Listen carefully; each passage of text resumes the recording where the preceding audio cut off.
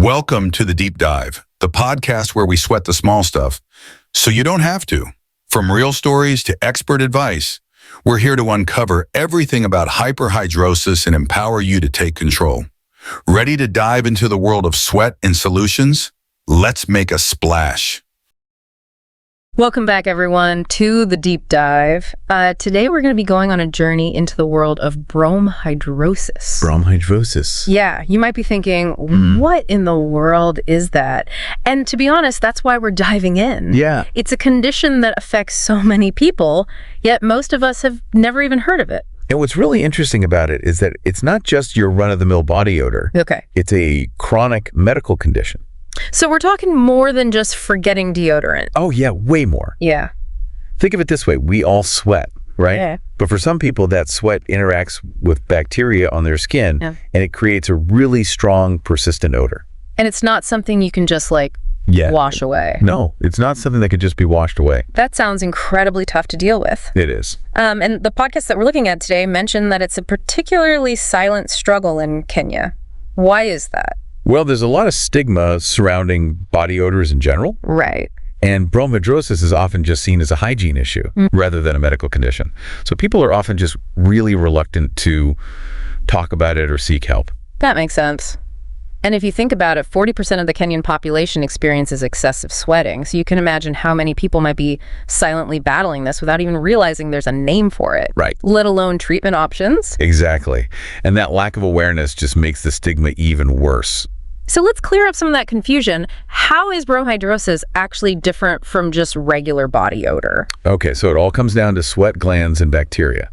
See, there are two types of sweat glands, eccrine and apocrine. Oh, okay, I'm listening. Eccrine glands are all over your body, and they produce this watery sweat that just helps regulate your body temperature. So that's the sweat that we experience when we work out or get hot. Exactly. Okay. Now, apocrine glands are a bit different. Okay. They're mainly found in areas like your armpits and groin, and they produce a thicker, more concentrated sweat. Okay. This is where things get interesting. Right. Certain types of bacteria just thrive on this protein-rich sweat. Uh-huh. And when they break it down, they release those pungent byproducts that we associate with bromhidrosis. So it's like the bacteria are having a feast and the smell is the byproduct of their digestion. Precisely. Yeah. And this isn't just like a fleeting annoyance, right? Right. For people with bromhidrosis, it's a constant daily struggle. That leads perfectly into my next question. The podcast really focused on the social and emotional impact of bromhidrosis. Can you tell us more about that? Yeah, so this is where it gets really heartbreaking. Imagine constantly worrying about whether people can smell you, whether they're judging you, whether they're going to reject you because of something that you can't fully control. That must be incredibly isolating. It is. Yeah. And it goes beyond just feeling self-conscious. The podcast shares stories of people losing friends, struggling in relationships, even having trouble finding jobs because of the stigma associated with bromhidrosis. So it's not just a personal struggle. It affects every aspect of their lives. Absolutely. One story that really stuck with me was about a young woman who described bromhidrosis as this heavy cloak that she carried everywhere. Wow. She felt trapped, like she couldn't escape the odor and the judgment that came with it. It's like this invisible barrier that separates people from the world around them. Exactly. And it's often made worse by the fact that people don't understand the condition. They assume it's a hygiene issue. Right. So instead of offering support, they offer judgment and criticism. That must make it even harder to open up about it and seek help. It does. People with bromhidrosis often feel ashamed and alone, like they're the only ones going through this. But the truth is, they're not alone. That's such an important message. So now that we have a better understanding of what bromhidrosis is and the impact it has, let's move into talking about what can be done about it. So it's clear that bromhidrosis can have a really devastating impact on people's lives. But it sounds like a lot of people suffer in silence. What can be done to help those who might be struggling with this condition? That's the big question, isn't it? I think the first step is breaking down the stigma. You know, the Hyperhidrosis Awareness Kenya podcast really emphasizes the need for greater awareness and understanding. So education is key. Absolutely. We need to educate people about the fact that bromhidrosis is a medical condition, not a personal hygiene issue. We need to change the conversation from blame and judgment to support and empathy. Okay, so how can we do that? Where do we even start? Well, conversations like this are a great start. Yeah. Talking about it openly and honestly, sharing accurate information, and encouraging people to learn more are all important steps. That makes sense. What about the role of healthcare professionals? The podcast touched on that as well. Yeah, they highlighted the need for compassionate and informed care from healthcare providers.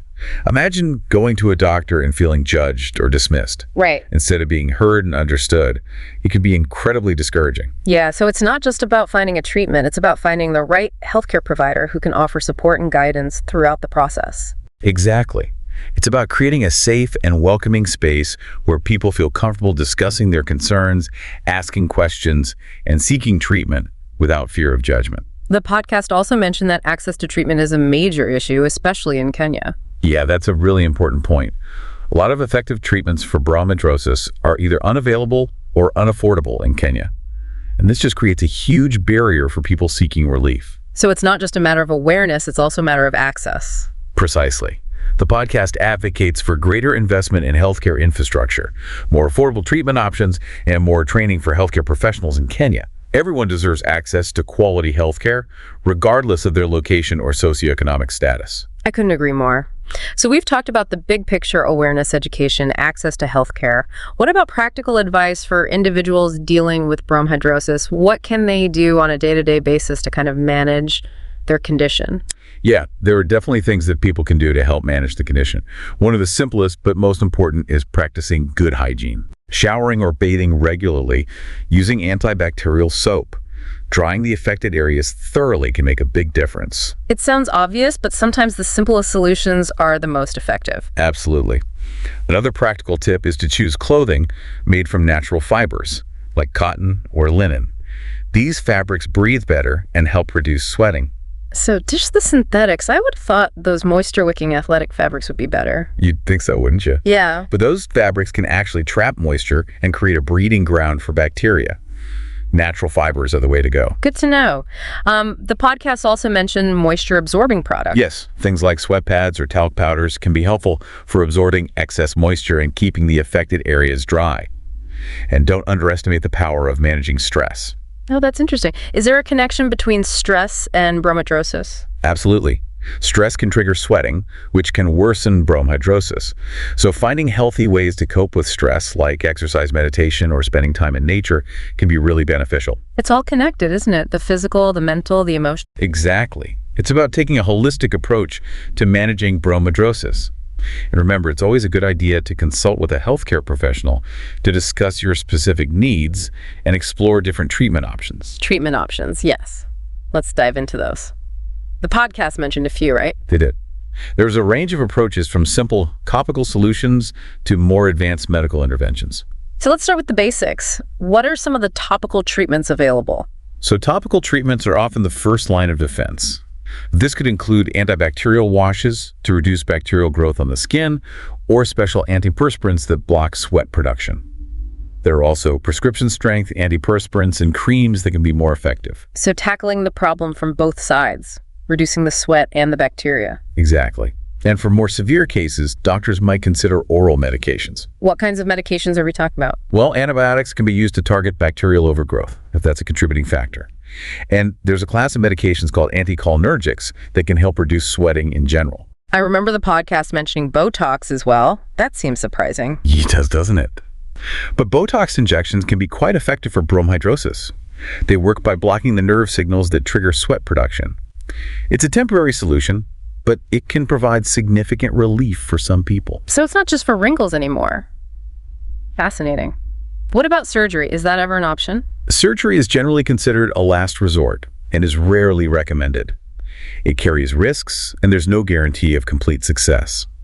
The podcast specifically cautioned against a procedure called endoscopic thoracic sympathectomy, or ETS, because it can actually cause increased sweating in other parts of the body.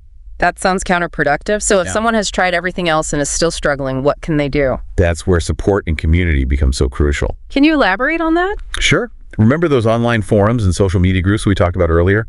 Connecting with others who understand what you're going through can be incredibly valuable. So it's about finding a space where you feel seen and heard, where you can share your experiences and learn from others. Exactly. And sometimes just knowing that you're not alone in this journey can make a world of difference. It can give you the strength to keep going, to keep seeking solutions, and to keep advocating for yourself. That's a powerful message. So we've covered a lot of ground today, from the science of bromhidrosis to the social stigma surrounding it, from treatment options to the importance of support and community. What's the one key message you want our listeners to take away from this deep dive? If we connect all of this back to the bigger picture, I think the most important takeaway is that bromhidrosis is a real medical condition that deserves understanding, not judgment. It's time to break the silence, challenge the stigma, and create a more inclusive and supportive environment for everyone affected by this condition. That's beautifully said. And for anyone out there who might be struggling with bromhidrosis, please know that you're not alone. There are resources available, there are people who care, and there is hope for a brighter future. So we've talked a lot about the need for awareness and understanding, but I'm wondering, what are some concrete steps our listeners can take to get involved and make a difference? Well, there's so many ways to contribute. Even small actions can have a big impact. Like what, for instance? Well, first and foremost, simply talking about bromhidrosis openly and honestly is a huge step. Okay. Sharing this deep dive with friends, family, or on social media can help spread awareness and break down that stigma. So it starts with a conversation. Exactly. And remember that Hyperhidrosis Awareness Kenya podcast we've been discussing. Right. They're doing some pretty amazing work in Kenya, advocating for greater awareness and access to treatment. Yeah. Checking out their website or social media pages is a great way to learn more and see how you can get involved. I'm noticing a trend. It's the Hyperhidrosis Awareness Kenya podcast, but we've been discussing bromhidrosis this whole time. Is there a reason for that? Yeah, that can be a bit confusing. Well, bromhidrosis is its own distinct condition. It often falls under this broader umbrella of hyperhidrosis, which is excessive sweating. Okay. Many organizations dedicated to hyperhidrosis also address bromhidrosis as part of their mission. So if someone is looking for information or support, searching for hyperhidrosis might be a good place to start. Absolutely. The International Hyperhidrosis Society is another fantastic resource. They have a ton of information on their website, including details about different types of hyperhidrosis treatment options and research updates. What if someone suspects they might have bromhidrosis? What's the first step they should take? The most important thing is to talk to a healthcare professional. Okay. They can help determine if it is bromhidrosis or some other condition and discuss the best course of treatment. Any advice on finding the right healthcare provider? It's so crucial to find someone who is knowledgeable about bromhidrosis, compassionate and willing to listen to your concerns. Don't be afraid to ask questions and advocate for yourself. It might take a little time to find the right fit, but it's so worth it. And we talked earlier about the power of community. Are there any online resources for people to connect with others who understand what they're going through? Definitely. There are lots of online forums and social media groups, specifically for people with bromhidrosis or hyperhidrosis.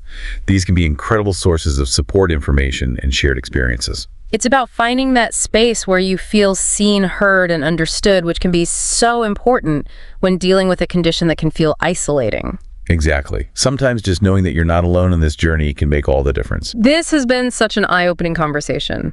As we wrap up our deep dive into bromhidrosis, is there a final message you want to leave our listeners with? If I can leave you with one thought, it's this. Remember the motto of that Hyperhidrosis Awareness Kenya podcast, sweat without shame.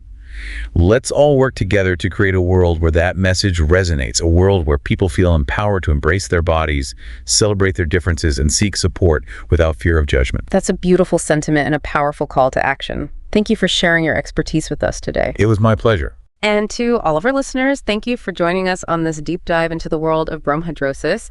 We hope you learned something new, gained a new perspective, and feel inspired to be a part of the change. Until next time, keep learning, keep exploring, and keep the conversation going.